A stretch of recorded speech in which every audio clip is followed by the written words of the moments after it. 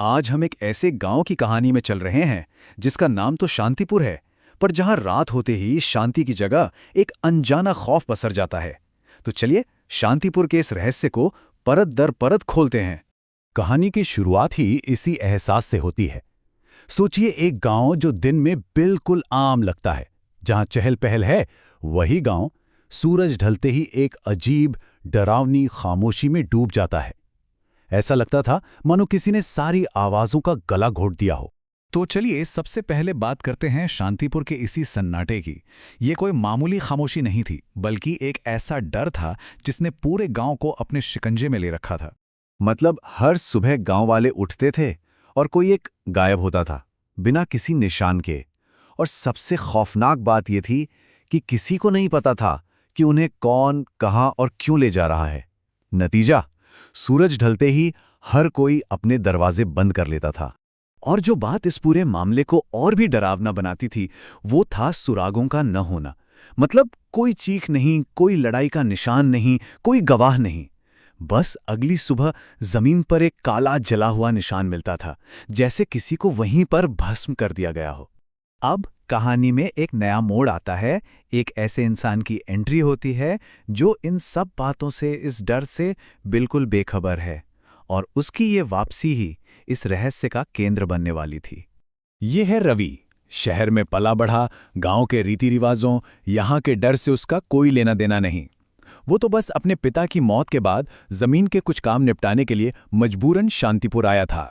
और उसे पहली चेतावनी मिलती है, बहुत ही आम तरीके से।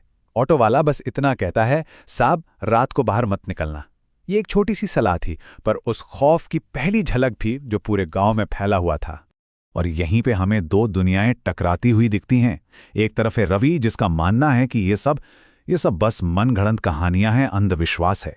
और दूसरी तरफ है उसकी बचपन की दोस्त माया, जो कहती है कि अगर इसे मजाक में लिया तो बहुत पछताना पड़ेगा।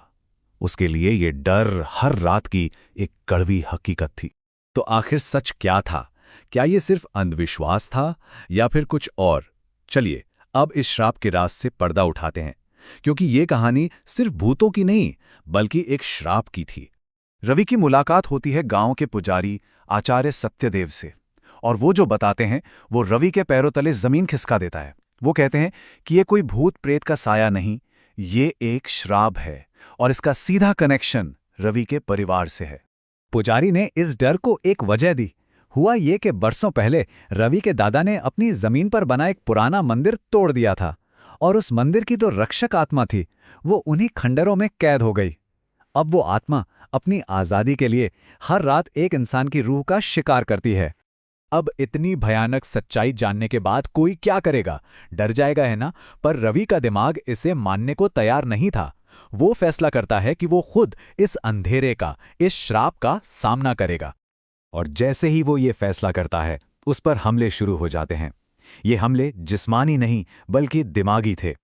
दीवारों के पीछे से फुसफुसाहटें, हवा में कोई उसका नाम पुकार रहा है, खिड़कियों से काली परछाइयां गुजर रही हैं।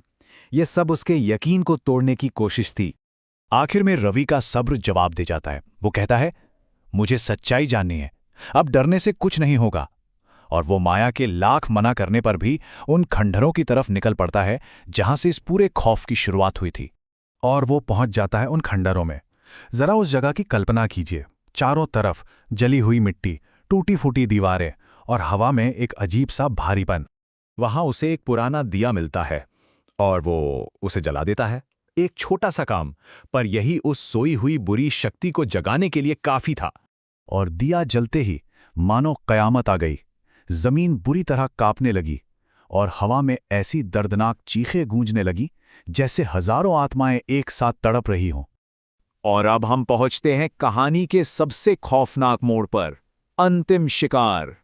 तभी अंधेरे से माया सामने आती है, पर ये वो माया नहीं थी जिसे रवि जानता था। उसकी आवाज, उसकी आंखें, सब कुछ अलग था। वो कहती है, मैं अब तुम्हें नहीं छोड़ूंगी। और तब रवि को एहसास होता है कि उस आत्मा ने माया को अपने वश में कर लिया है। चारों तरफ घना धुआं फैल जाता है, और उस धुएं में माया के शरीर से उस आत्मा की आवाज आती है कि रवि के खानदान का खून ही इस श्राप को तोड़ सकता है। उसकी आत्मा को निकलने के बाद वो हमेशा के लिए आज़ाद हो जाएगी। और बस, रवि अपने पुरखों की गलती की कीमत चुकाता हुआ हमेशा के लिए गायब हो जाता है। तो क्या श्राप टूट गया? नहीं, रवि का अंत इस कहानी का अंत नहीं था। वो तो बस उस श्राप की एक और कड़ी था। वो सिलसिला आज भी जारी है। कहानी यहाँ खत्म होती है, पर शांतिपुर का खौफ नहीं। और ये सवाल आज भी वहीं की हवा में गूंज रहा है कि अगली रात दीवारों पर किसका साया रह जाएगा।